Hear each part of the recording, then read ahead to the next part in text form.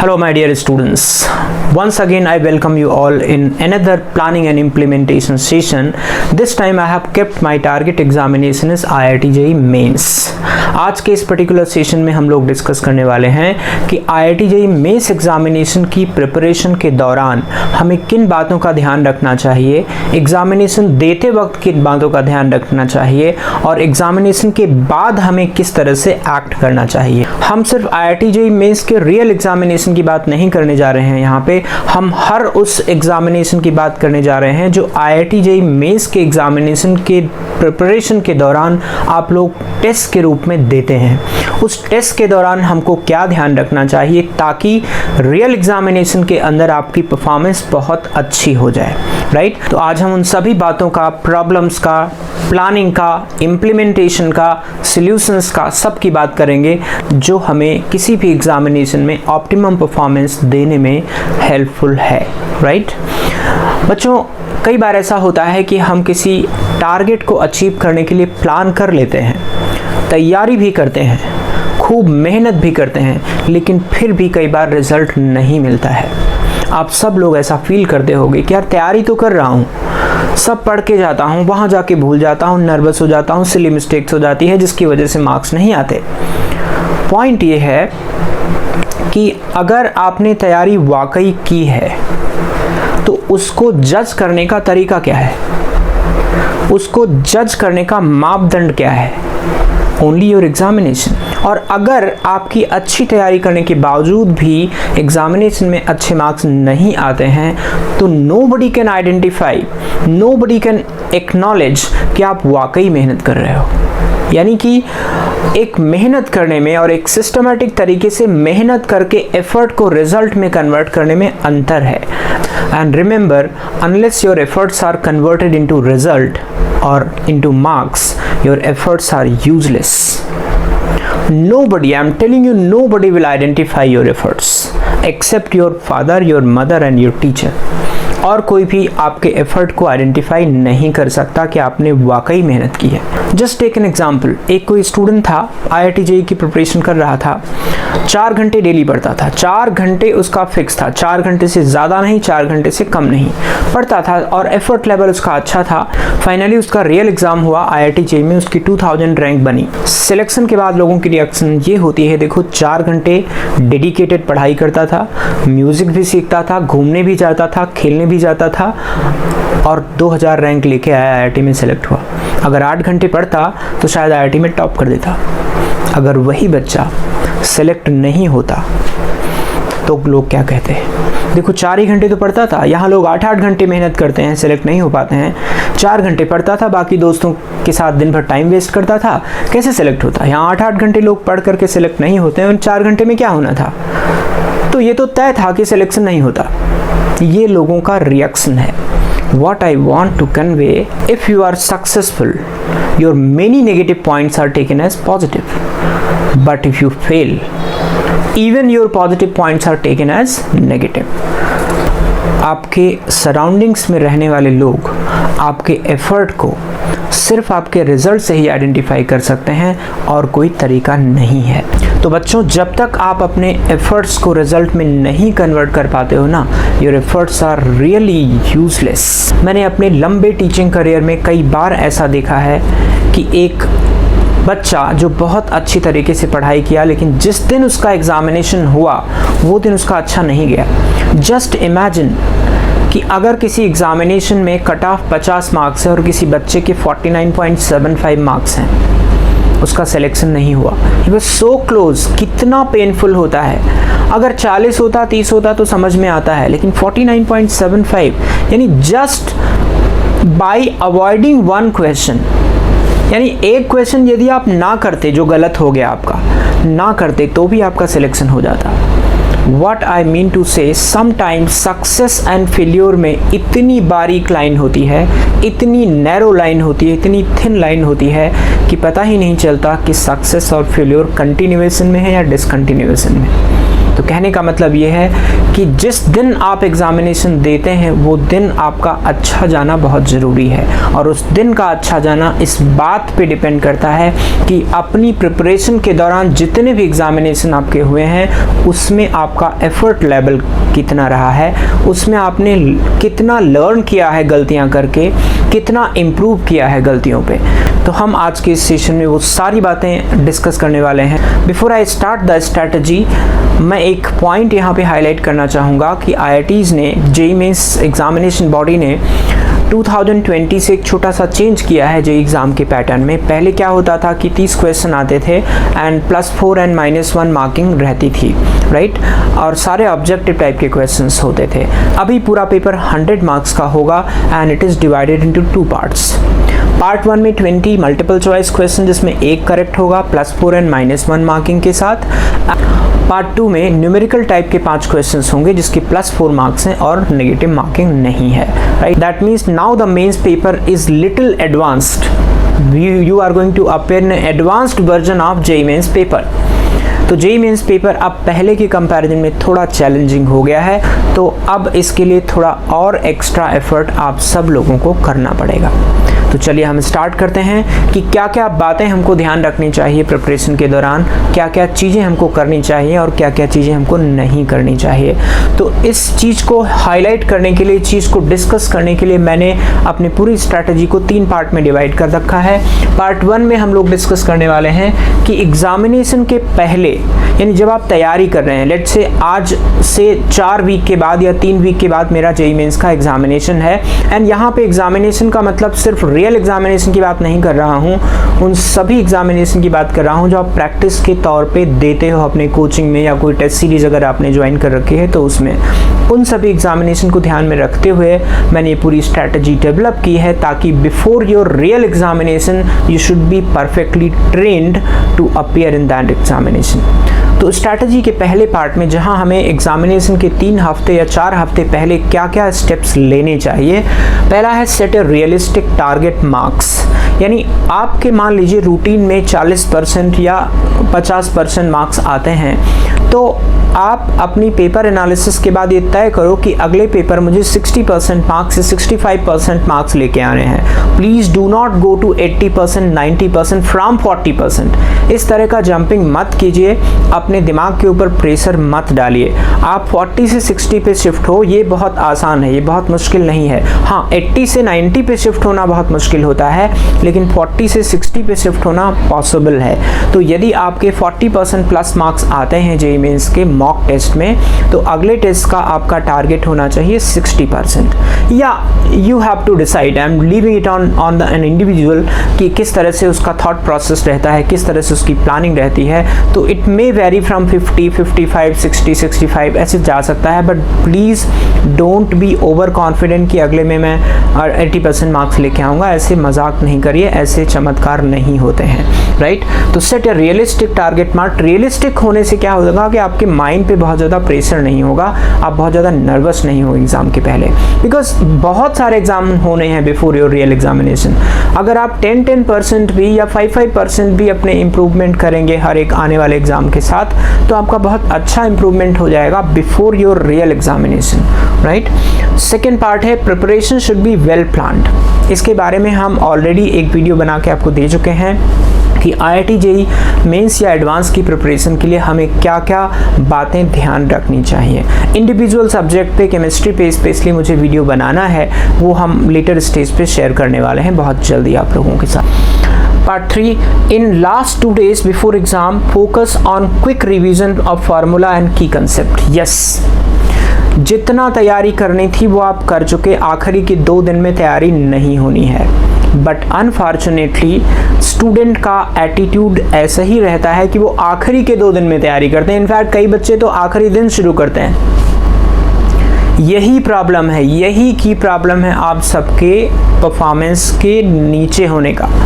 यदि आप एक एग्ज़ाम होने के तुरंत बाद अगले एग्ज़ाम की तैयारी शुरू कर दो तो you will have enough time to plan, implement, execute everything, और आपका इम्प्रूवमेंट भी होगा। लेकिन होता क्या है कि एक एग्ज़ाम के बाद हमारी लाइफ सेटल हो जाती है, हम दूसरे एग्ज़ाम का वेट करते रहते हैं, जबकि पता होता है कि अगले 3 हफ्ते बाद या 2 हफ्ते बाद एग्जामिनेशन होने वाला है। तो दैट मीन्स लास्ट मिनट में आपको केवल ब्रश अप करना है। जैसे मैं केमिस्ट्री के पॉइंट ऑफ व्यू से बात करूं तो फिजिकल केमिस्ट्री में आप सभी चैप्टर जो आपके आने वाले एग्जाम में आने वाले हैं उन सभी चैप्टर का एक फार्मूला ब्रश अप कर लीजिए। आपकी कॉपी में लिखा है, just look at the formula and अगर समय हो तो एक एक इलस्ट्रेशन भी देख लीजिए।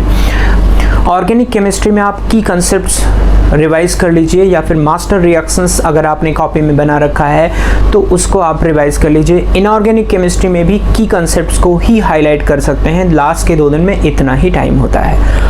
अब ऑर्गेनिक और इनऑर्गेनिक में की कंसेप्ट को कैसे प्रिपरेशन करें वो मेरे नेक्स्ट वीडियो में आपको देखना होगा, मैं बहुत जल्दी उसको अपलोड करूंगा, राइट। यही काम आप फिजिक्स और मैथमेटिक्स में कर सकते हैं। लास्ट के 2 दिनों में आपको कोई भी नया कंसेप्ट नहीं पढ़ना चाहिए। जितना आपने पढ़ लिया, मान लीजिए एक आध चैप्टर रह गया तो छोड़ना ही बेहतर है। आप उस पर फोकस करने की बजाय यदि की कंसेप्ट को रिवाइज करेंगे तो आपको फार्मूला भूलने का जो प्रॉब्लम होता है एग्जामिनेशन में वो नहीं आएगा। और अगर लास्ट डे आपने कोई नया टॉपिक खोल लिया तो वो टॉपिक तो अधूरा रहेगा ही रहेगा, और आपकी जो पढ़े हुए टॉपिक्स हैं उसकी की कंसेप्ट रिवाइज नहीं करेंगे तो फार्मूला भी भूलने का चांस है, उसमें भी परफॉर्मेंस लोअर होने के चांसेस हैं, right. 4th one, before examination give yourself enough time to settle down to get rid of nervousness. हमेशा ऑलमोस्ट हर एक बच्चे को ये प्रॉब्लम रहता है कि जैसे जैसे एग्जामिनेशन आता है ना, एग्जामिनेशन का टाइम आता है, लाइक लास्ट 2 दिन में जैसे जैसे 1-1 घंटा निकलता है या 10-10 मिनट निकलता है तो दिल की धड़कनें बढ़ती हैं। Just give a thought for 1 minute कि इस प्रकार की प्रॉब्लम आती क्यों है। Any idea?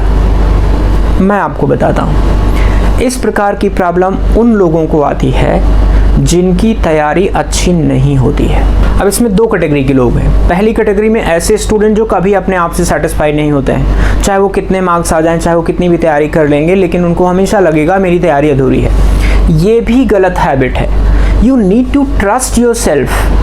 आपको अपने ऊपर कॉन्फिडेंस होना चाहिए कि मैंने जो पढ़ा है अच्छी तरीके से पढ़ा है, और जितना पढ़ा है उसमें आने वाले सारे क्वेश्चंस मैं करके आऊँगा, जो मार्क्स आएंगे उसमें मैं खुश रहूँगा, आगे मैं अगले टेस्ट में टारगेट को इंक्रीज करूँगा, राइट। तो सेटिस्फाई होना भी ज़रूरी है।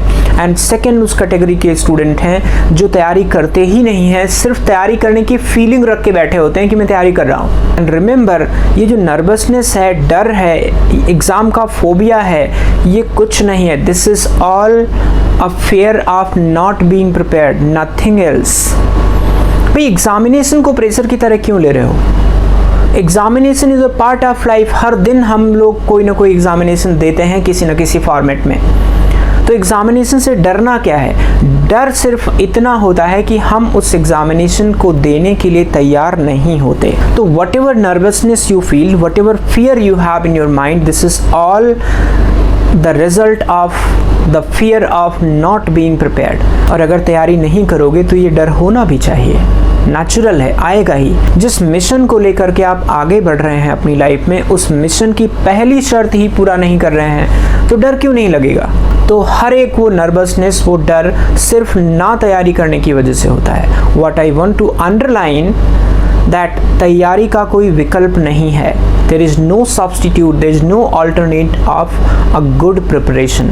तो आप अच्छी तैयारी कीजिए, देखिए आपकी नर्वसनेस आराम से सेटल डाउन हो जाएगी। एंड द लास्ट पॉइंट, जो कि एक मोटिवेशनल बात है कि तैयारी है तब तो बहुत अच्छा है, लेकिन तैयारी नहीं है तब तो ये कहना बड़ा बेकार सा हो जाएगा कि I am going to rock today. तो ये कहना इसलिए ज़रूरी है क्योंकि कई बार ऐसा होता है कि हम सब जिस तरह की परफॉर्मेंस दे के पेपर में आते हैं उससे कहीं बेहतर परफॉर्म कर सकते हैं। तो because of lack of planning, lack of concentration, lack of method of implementation, हम लोग कभी कभी अपनी खुद की नॉलेज को भी जस्टिफाई नहीं कर पाते हैं पेपर में। इसलिए before going into the examination you have to have a positive feeling. Just say I am going to rock today.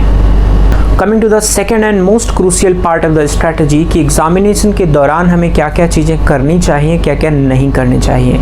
चलिए एक एक करके पढ़ते हैं। पहला है कि हमें सब्जेक्ट की सीक्वेंस क्या रखनी चाहिए। हालांकि ये कभी कभी इंस्टेंटली डिसाइड करना पड़ता है depending upon the nature of paper कि हमें क्या पहले अटेम्प्ट करना चाहिए। इस मामले में मैं बोलूँगा जब पेपर पेन वाला एग्ज़ाम होता था, जब ऑफलाइन पेपर होता था, तब ये डिसाइड करना काफ़ी आसान रहता था बिकॉज तीनों चीज़ें, तीनों सब्जेक्ट आपके सामने रहते थे and you can easily analyse and decide कि मुझे पहले क्या करना चाहिए। फिर भी as per history of IIT JEE mains examination and AIEEE examination मेरा ये अनुभव रहा है कि इन जनरल केमिस्ट्री पोर्शन आसान रहता है। हालांकि ये बिल्कुल ब्लंटली बिलीव करना ठीक नहीं होगा। केमिस्ट्री पोर्शन में आसान होने के सिवा एक और अच्छी बात ये होती है कि केमिस्ट्री में कुछ थ्योरेटिकल चीज़ें भी होती हैं, थ्योरेटिकल क्वेश्चंस भी आते हैं जिनका आंसर देखते ही पता चल जाता है। Because organic and inorganic portion से जो पूछा जाता है वो बिल्कुल क्वेश्चन पढ़ते ही क्लिक कर जाएगा आपके दिमाग में कि इसका ये आंसर होगा। खाली फिजिकल में कैलकुलेशंस रहती हैं तो उसमें आपको देखते ही नहीं बनेगा। तो I would advise an ideal sequence must be first chemistry, then your physics, then your mathematics. But मेरी तरफ से रिजिडिटी नहीं है, आपको जो कंफर्टेबल लगे वो करो। किसी का मैथ्स बहुत अच्छा है, उसका मैथ्स 45 मिनट में, 1 घंटा अलॉटेड टाइम से 15 मिनट कम में बन जाता है तो वो मैथ्स पहले कर सकता है, फिजिक्स पहले कर सकता है। बट जो लॉजिकल सीक्वेंस है वो ये होनी चाहिए कि केमिस्ट्री में थ्योरेटिकल क्वेश्चन सबसे ज़्यादा होते हैं, उसके बाद फिजिक्स में होते हैं, उसके बाद मैथ्स में होते हैं। तो इसलिए मेरे हिसाब से केमिस्ट्री पहले करना उनके लिए भी अच्छा होगा जिनका केमिस्ट्री अच्छा है और उनके लिए भी अच्छा होगा जिनका केमिस्ट्री कम अच्छा है। अच्छा तो होना चाहिए। तो क्योंकि जिनका कम अच्छा है उनको पता है मुझे आधा घंटा 35 मिनट देना है, तो पहला आधा घंटा दो ना, लास्ट वाला दोगे तो बहुत प्रेशर आ जाएगा और आपके बहुत क्वेश्चंस गलत हो जाएंगे। तो उस तरह से प्लान करना चाहिए कि केमिस्ट्री पहले अटेम्प्ट करो। तो लॉजिकल ऑर्डर आपका केमिस्ट्री, फिजिक्स एंड मैथमेटिक्स होना चाहिए। But it all depends upon the nature of paper, क्योंकि ऑनलाइन पेपर है, सारे क्वेश्चंस आपके सामने आने में बहुत समय लग जाएगा। तो इसलिए बेटर है कि पहले से डिसाइड करके जाइए कि मुझे सीक्वेंस क्या रखनी है। ठीक है, लॉजिकली मैं यही बोलूँगा, chemistry, then physics, then mathematics, but it all depends upon individual. अगला आता है आपका टाइम मैनेजमेंट। ये बड़ा इंपॉर्टेंट पोर्शन है कि कई बार हम ये डिसाइड नहीं कर पाते हैं हम किस सब्जेक्ट को कितना टाइम दें।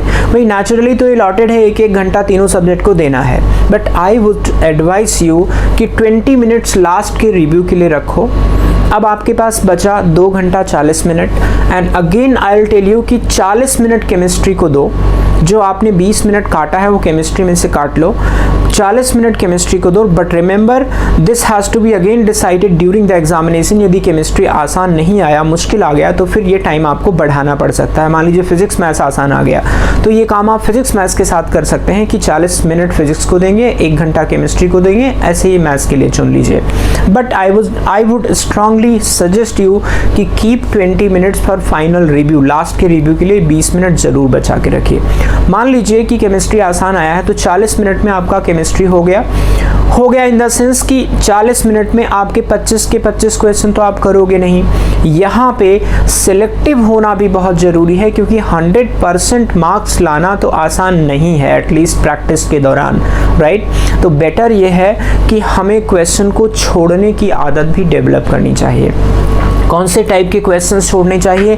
लॉन्ग क्वेश्चंस छोड़ने चाहिए। लॉन्ग क्वेश्चंस 2 टाइप के होते हैं, एक वो जिनकी लेंथ बड़ी होती है, यानी इनके 8 लाइन, 10 लाइन, 5 लाइन, 6 लाइन, बड़े 2 लाइन 3 लाइन के क्वेश्चंस तो फटाफट पढ़ लेते हैं। जहाँ पे 5, 6, 7 लाइन आ गई वहाँ पे क्वेश्चन को पढ़ने में काफ़ी टाइम लग जाता है। तो बेटर ये है कि इन क्वेश्चंस को रिव्यू के लिए मार्क कर देना चाहिए। लास्ट के 20 मिनट्स में हम वापस अटेम्प्ट, बिल्कुल पढ़ना ही नहीं चाहिए। ऐसा नहीं पढ़ो और उसके बाद सोचो कि मैं छोड़ू कि नहीं छोड़ू। The moment you look at the question, just leave it, इसको लास्ट के लिए छोड़ दीजिए। तो जैसे 25 क्वेश्चन केमिस्ट्री के सेक्शन में है, इसमें मान लीजिए 5 क्वेश्चन या 6 क्वेश्चन आपने छोड़ दिए लास्ट के रिव्यू के लिए तो चलेगा। तो जो बचे 19 या 20 questions, that 19 and 20 questions can be easily done in 40 minutes. 2 minute का एवरेज आ रहा है 20 क्वेश्चन को बनाने के लिए, 2 मिनट का एवरेज आ रहा है, which is sufficient for subject like chemistry. तो ये 20 मिनट बचाना हमेशा फ़ायदेमंद रहता है। तो इस तरह का टाइम मैनेजमेंट करिए कि मैंने एक जनरल सीक्वेंस अभी दी है, एज्यूमिंग कि केमिस्ट्री का पेपर आसान है तो 40 मिनट केमिस्ट्री का हो गया, 1 घंटा फिजिक्स एंड मैथ्स का हो गया, एंड जो बचा 20 मिनट वो लास्ट के रिव्यू के लिए हो गया, राइट। या आपको लगता है फिजिक्स और केमिस्ट्री दोनों आसान आया है तो आप केमिस्ट्री 40 मिनट दीजिए, फिजिक्स 50 मिनट दीजिए, आधे घंटा बचा के रखिए जिसमें तीनों सब्जेक्ट के क्वेश्चंस का रिव्यू करना है अपने को लास्ट में। फाइन। तो इस तरह से टाइम का डिस्ट्रीब्यूशन बिल्कुल स्ट्रिक्ट होना चाहिए। कभी आप एग्जामिनेशन के दौरान लालच नहीं करेंगे कि मैं पहले फिजिक्स पूरा बना लेता हूँ, फिर केमिस्ट्री बनाऊंगा, फिर मैथ्स बनाऊंगा। होता क्या है कि 90% बच्चा 2 सब्जेक्ट में अपना 2.5 घंटा खर्च कर देता है। अब उसके पास सिर्फ हाफ एन आवर बचता है, आधे घंटे, और वो भी आखिरी का आधा घंटा। आखिरी के आधे घंटे में अगर कोई स्टूडेंट एक पूरा सब्जेक्ट ट्राई करेगा तो वो ट्राई नहीं करेगा।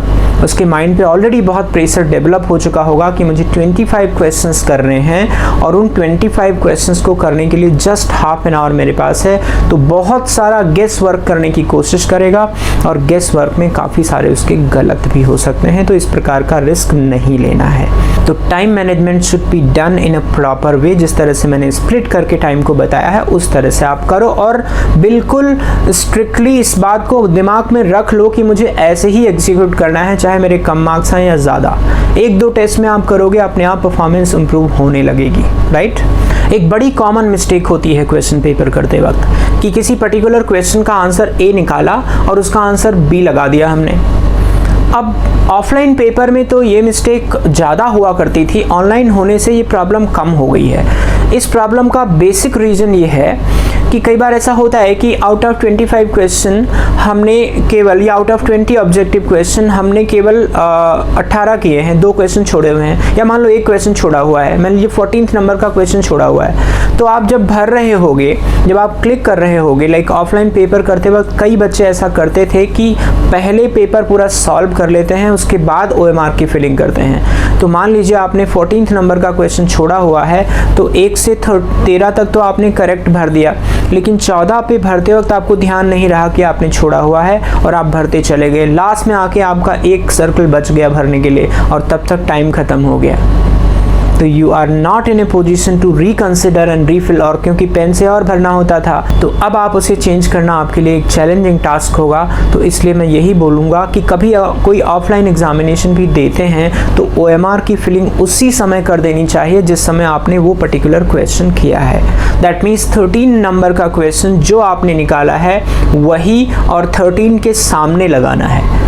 ये बहुत कॉमन मिस्टेक है, कई बार बच्चे कर देते हैं। इनफैक्ट इसका एक और रीज़न भी है, बड़ा फनी सा रीज़न है कि एग्जामिनेशन के दौरान हम लोग जनरली अपने पड़ोसी को अपने से ज़्यादा इंटेलिजेंट समझते हैं। तो हमने तो निकाला था A, लेकिन ऐसे ही बिना किसी इंटेंशन के पड़ोसी का दिख गया B, तो हमने उसे B लगा दिया। तो इस प्रकार की प्रैक्टिस तो अनएथिकल है, जो हमें कभी सपने में सोचना भी नहीं चाहिए, करना तो दूर की बात है। इससे बहुत नुकसान होता है, बहुत ज़्यादा।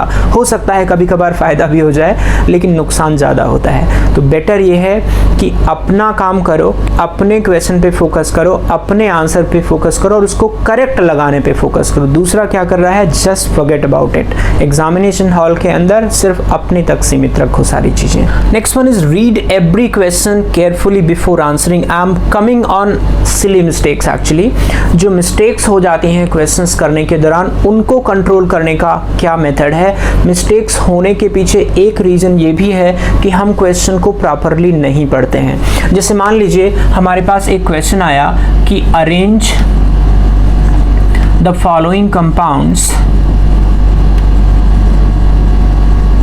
in decreasing order of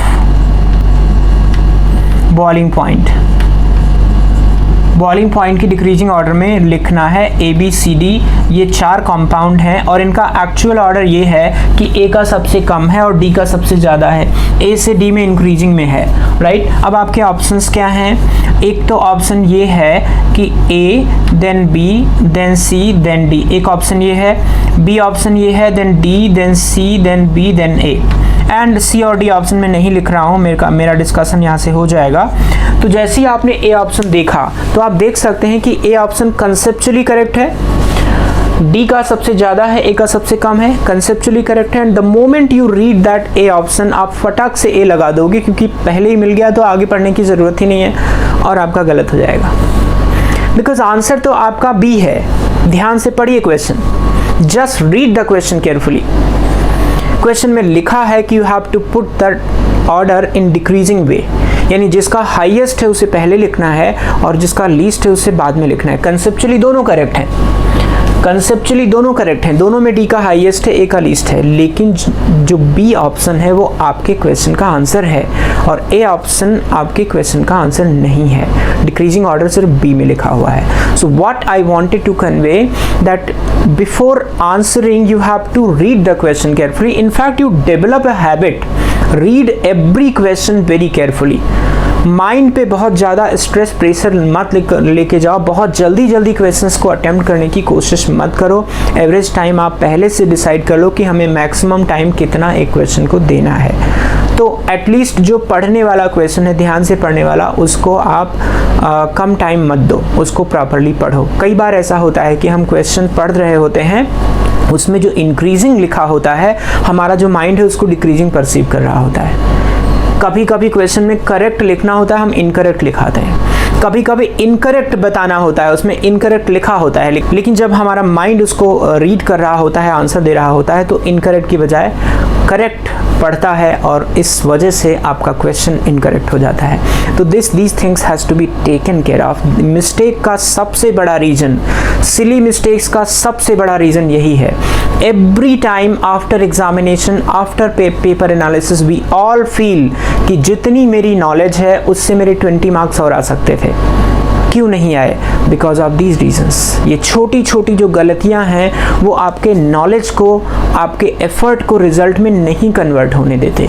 तो यहाँ पे आपको बहुत ज़्यादा काम करना है। एकेडमिक्स में करने से तो आपका लेवल बढ़ेगा, लेकिन इन मिस्टेक्स को करने से जो आपका एफर्ट है वो तो रिफ्लेक्ट होगा ना, जो नहीं हो रहा है। तो you need to be very careful on this part. चलिए आगे बढ़ते हैं। अगला है control your emotions, nervousness and excitement. कई बार ऐसा होता है कि कोई एग्ज़ाम बहुत आसान आ गया, बहुत आसान आ गया तो हमने करना शुरू किया, पहला बन गया, दूसरा बन गया, तीसरा बन गया, चौथा बन गया, खूब मज़ा आ रहा है करने में, and we become over excited. Over excited में अगले कुछ क्वेश्चंस हमने गलत परसीव कर लिए, गलत पढ़ लिए, उसका आंसर आपको अभी लग रहा है कि आसान है, मैंने आंसर दे दिया है, लेकिन जब एक्चुअल आंसर की आएगी तो आपको गलत दिखेगा, और गलत दिखेगा तो आपके पैरों के नीचे से ज़मीन खिसक जाएगी। यानी कि कभी आप ओवर कॉन्फिडेंट, ओवर एक्साइटेड ना हो। Just remember, if a paper is easy to you, it is easy to all. सबके लिए आसान है, और सबके लिए आसान है तो सबके मार्क्स अच्छे आने हैं। और ये भी बहुत ख़राब बात होती है IIT JEE जैसे एग्जामिनेशन में कि पेपर आसान आ जाए। पेपर आसान आने पे रैंक में बहुत रायता फैलता है, बहुत दिक्कत आती है, रैंक डिसाइड होने में बहुत दिक्कत आती है। इसलिए मैं तो मानता हूँ कि IIT JEE जैसे एग्ज़ाम का पेपर तो मॉडरेटली टफ तो आना ही चाहिए, एकदम आसान नहीं आना चाहिए। तो कभी अगर ऐसा हो पेपर बहुत आसान हो तो जस्ट आपका कॉन्सेंट्रेशन लेवल अच्छा होना चाहिए कि कोई सिली मिस्टेक आपके ओवर कॉन्फिडेंस की वजह से, एक्साइटेशन की वजह से ना हो। So be in ground state only while appearing in IIT JEE examination, even if paper is quite easy, right? Same way, अगर पेपर डिफ़िकल्ट है तो समझ लीजिए सबके लिए डिफ़िकल्ट है, ये अपने आप को बोलना पड़ेगा। जैसे आपने पहला क्वेश्चन किया, नहीं बना, दूसरा क्वेश्चन नहीं बना, तीसरा क्वेश्चन नहीं बना, अब आपके ऊपर प्रेशर बिल्डअप शुरू हुआ, एक और नहीं बनेगा ना तो प्रेशर इतना हो जाएगा कि आप बहुत ज़्यादा परेशान हो जाएंगे। Do one thing, just tell yourself कि this paper is not going to be difficult for me, it is going to difficult for everyone। और जब सबके लिए डिफ़िकल्ट है तो अगर टॉपर के 60 मार्क्स आएंगे तो मेरे 50 मार्क्स बहुत अच्छे हैं। तो जैसे पहला नहीं बना, दूसरा नहीं बना, तीसरा नहीं बना, आप 4-5 क्वेश्चन जंप मान लो, 10 से शुरू करो, 10, 11, 12, 13, 14 वहाँ पे करो आप। And reduce your target. यदि आप सोच के गए हो कि मैं 20 क्वेश्चन बना के आऊँगा 25 में से, या 22 क्वेश्चन बना के आऊँगा, तो make it 18। It hardly matter. मैं आपको बिल्कुल प्रूवन तरीके से बता रहा हूँ कि इस तरह से स्ट्रैटेजी आप अपनाओगे ना तो आपके जितने मार्क्स अभी आ रहे हैं उससे कम 20 से 25 मार्क्स ज़्यादा आएंगे। तो reduce your target the moment you see that paper is tough और हम उसमें परफॉर्म नहीं कर पा रहे हैं। Next point is avoid silly mistakes. मैं इसी पॉइंट की कंटिन्यूएशन में आ जाऊं, ये सारे जो 5, 6 और 7 पॉइंट हैं ये सिर्फ मिस्टेक्स के ऊपर बेस्ड हैं। सिली मिस्टेक्स बेसिकली 4 टाइप की होती हैं। एक तो केयरलेस रीडिंग की वजह से कि आपने उसे पढ़ा गलत, जैसे मैंने एग्जाम्पल लेके बताया, वहाँ आपको ध्यान रखना है। दूसरा केयरलेस मार्किंग की वजह से होती है, आपने ए निकाला लेकिन लगा दिया बी, तो अब इसे क्या कहेंगे, मतलब इसे मिस्टेक कहना भी बड़ा मिस्टेक हो जाएगा। तो बेटर ये है कि ये इस तरह की चीज़ें बिल्कुल अवॉइड करना है, और इसके लिए सिर्फ आपको एक्स्ट्रा केयरफुल रहना है कि जो आंसर मेरा आया है मैं वही लगाऊंगा। इसके अलावा कैलकुलेशन मिस्टेक, कई लोगों को ये प्रॉब्लम होती है कि उनकी कैलकुलेशन मिस्टेक हो जाती है। इनफैक्ट जब मैं स्टूडेंट था मेरे साथ भी बहुत इस तरह की प्रॉब्लम होती थी। जैसे x² = 4 है तो x = कायदे से +2 और -2 होना चाहिए, और मैं कई बार आंसर लिखाता था +√2 और -√2। तो कई स्टूडेंट्स को कैलकुलेशन से रिलेटेड इशू होता है, तो आई वुड एडवाइस यू कि इम्प्रूव ऑन दैट। कोशिश करें कि ज़्यादा से ज़्यादा छोटे क्वेश्चन को आप बिना कैलकुलेटर के करें, क्योंकि आजकल कई बार कैलकुलेटर यूज़ करना होता है। लाइक आप मोल कंसेप्ट जैसे चैप्टर में यदि आपको 250 प्रॉब्लम करना है और हर एक में मैनुअल कैलकुलेशन करेंगे तो प्रॉब्लम आपको आएगा। एंड इनफैक्ट बहुत सारे एग्जामिनेशन कैलकुलेटर्स अलाउड भी करते हैं, बट क्योंकि IIT JEE में कैलकुलेटर्स अलाउड नहीं हैं, इसलिए कैलकुलेशन आपकी थोड़ी कैलकुलेशन की प्रैक्टिस आपकी अच्छी होनी चाहिए। तो बेटर ये है कि एटलीस्ट 10-15 क्वेश्चन आउट ऑफ 30-40 जो आपने प्लान किया है उसमें बिना आप कैलकुलेटर की हेल्प के करें तो आपकी प्रैक्टिस अच्छी रहेगी। But that decision is yours कि कितना आप कैलकुलेटर का यूज़ करना चाहते हो, बट इतनी मिनिमम प्रैक्टिस तो हो कि छोटी छोटी कैलकुलेशंस मिस्टेक होने से अपने मार्क्स नहीं जाएं एग्जामिनेशन के दौरान। And last one is lack of confidence in the topic. ये सिली मिस्टेक नहीं है, this is not in the category of silly mistake. जब आपने टॉपिक ही नहीं पढ़ा, जब आपको कंसेप्ट ही नहीं आता है तो आप आंसर क्या करोगे? तो कहने का मतलब मैं पीछे भी कहीं बताया हूँ कि अपनी प्रिपरेशन का कोई भी जवाब नहीं है, कोई भी अल्टरनेट नहीं है। आपको टॉपिक अच्छे से आना चाहिए, कम आए चलेगा, यानी कम नंबर ऑफ टॉपिक आप तैयार करें चलेगा, लेकिन जितना तैयारी करके जाते हैं वो बिल्कुल परफेक्ट होना चाहिए। आधा अधूरा 10 टॉपिक तैयार करने से अच्छा है कि कम्प्लीटली 5 टॉपिक तैयार करके जाओ। जितना आएगा आपको पता होगा कि जितना मैंने तैयारी की थी उसमें मैंने परफॉर्म किया है। मतलब आपको टेस्ट देने के बाद कभी ये फीलिंग नहीं आनी चाहिए कि जितनी मेरी नॉलेज है, जितना मेरी तैयारी है, उस तैयारी से मेरे 10-20 मार्क्स और आ सकते थे। ये फीलिंग नहीं आनी चाहिए। इसका मतलब ये है कि आप अपने नॉलेज को जस्टिफाई नहीं कर पा रहे हैं, अपने एफर्ट लेवल को रिजल्ट में नहीं कन्वर्ट कर पा रहे हैं, और ये बहुत बुरी बात होती है, बहुत फ्रस्ट्रेटिंग बात होती है एक स्टूडेंट के लिए। Coming to the last part of the strategy, जिसमें जो कोई भी टेस्ट आपने अभी अभी JEE मेंस का दिया है एज अ मॉक टेस्ट, उसके बाद क्या करना चाहिए। आफ्टर एवरी प्रैक्टिस टेस्ट और मॉक टेस्ट एक चीज़ हमेशा करनी चाहिए हर बच्चे को, और वो है टेस्ट एनालिसिस। टेस्ट एनालिसिस क्या है? आइडेंटिफाई रॉन्ग क्वेश्चंस, कितने क्वेश्चंस गलत हो गए, find the number of marks lost. ये वो आपके पाप का लेखा जोखा है जो आप पिछले टेस्ट में किए हैं, और ये हमेशा आपको याद रहना चाहिए। तो ये लिस्ट बना लो कितने मार्क्स आपने खो दिए। Identify the type of mistakes, this is very important to identify. If you are not in a position to identify this, take the help of experts. Expert advice लीजिए, टीचर्स की advice लीजिए कि sir मुझसे ये गलती हो गई है और इस गलती को कैसे इम्प्रूव करूँ। एक plan to avoid such mistakes. जैसे कुछ मिस्टेक्स को अवॉइड करने का तरीका तो मैं पिछले सेक्शन में बता चुका हूँ। अगर वो नॉलेज बेस्ड मिस्टेक है, अगर वो प्रिपरेशन आपकी अच्छी नहीं है, तो इसमें मुझे कुछ बताने की ज़रूरत नहीं है। टॉपिक आप कंप्लीट करो, जो डाउट्स आए टीचर्स से पूछो। अगर कोई स्पेसिफिक चीज़ नहीं समझ में आ रही है, बार बार टीचर से कंसल्ट करो, राइट। तो नॉलेज बेस्ड मिस्टेक को दूर करना तो सबसे आसान है। प्रॉब्लम आती है जो सिली मिस्टेक्स हो जाती हैं, जो क्वेश्चन को पढ़ने में केयरलेसनेस हो जाती है, ऑप्शंस को गलत पुट करने में केयरलेस मिस्टेक हो जाती है। इसके लिए मैं बोलूँगा कि हर वो असाइनमेंट जो आपको कोचिंग में मिलती है, उस इंस्ट्रूमेंट को आप एक टेस्ट पेपर की तरह यूज़ करो, टाइम बाउंड तरीके से करो, and try to avoid such mistakes and try to identify such mistakes in that assignment also. ये आदत हर एक काम को करते वक्त रखोगे कि मुझसे केयरलेस मिस्टेक्स क्यों हो रही हैं। इसमें यदि आप केयरफुल रहोगे, माइंड में रख के करोगे, तो ये मिस्टेक्स धीरे धीरे मिनिमाइज हो जाएंगी।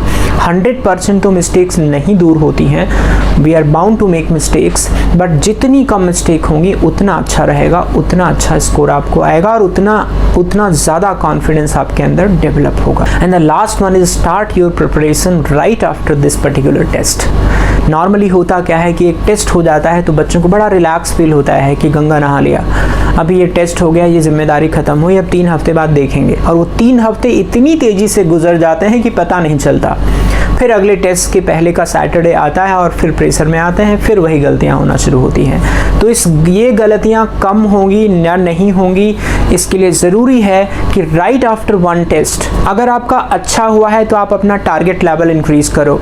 अगर आपका लेट्स से 75 मार्क्स आ गए हैं तो एटलीस्ट 5 to 10 मार्क्स आप इम्प्रूव करने के लिए प्लान कर लो एंड उसकी तैयारी उसके अकॉर्डिंग शुरू कर दो। अगर आपका ख़राब हुआ है तो 2 चैलेंज आपके सामने हैं कि ख़राब क्यों हुआ है, उसके रीज़न को, उनकी मिस्टेक्स को आइडेंटिफाई करके उस पर काम करना है, साथ साथ आपको एक अच्छा डिसेंट टारगेट भी सेट करके उसके लिए ज़्यादा पढ़ाई करनी है, राइट। तो ये सारी बातें अगर आप ध्यान में रखोगे तो आई एम वेरी श्योर कि पेपर आपका बहुत अच्छा होगा। एंड हर एक पेपर में यदि आप इम्प्रूव करते जाओगे, असली वाला एग्जामिनेशन आएगा तो उसमें ना तो कोई नर्वसनेस रहेगी, ना कोई टेंशन रहेगी, ना कोई बैड फीलिंग रहेगी, आराम से खुश होके जाओगे ये कहते हुए कि I am going to rock today and you will really rock. I hope I have covered maximum number of problems which you face during your JEE Mains examination. Still यदि आपको कोई specific problem है तो आप comment box में लिखिए, मैं उसका जवाब आपको दूंगा। एंड कोशिश कीजिए कि जितनी एडवाइस हमने यहाँ पे सजेस्ट की है आपको उसको इनकॉर्पोरेट करें अपनी पढ़ाई में, अपने टेस्ट के दौरान, ताकि आगे आने वाले हर टेस्ट आपके अच्छे हों और आपका जो रियल JEE Mains का एग्जामिनेशन हो उसमें भी आपकी रैंक, आपकी परसेंटाइल और आपकी रैंक दोनों बहुत अच्छी आए। मेरी शुभकामनाएं आप सभी को आपके आने वाले सभी इंटरनल और एक्सटर्नल टेस्ट को और IIT JEE एग्जामिनेशन के लिए। Thank you very much for joining me. Just an information to all of you कि अगले वीडियो में मैं कवर करने वाला हूं कि जो IIT JEE एडवांस का एग्जामिनेशन है उसमें जो गलतियां होती हैं, उसमें जो चैलेंजेस होते हैं, उनको कैसे कवर करें। तो मिलते हैं बहुत जल्दी। Thank you very much for joining me and best wishes.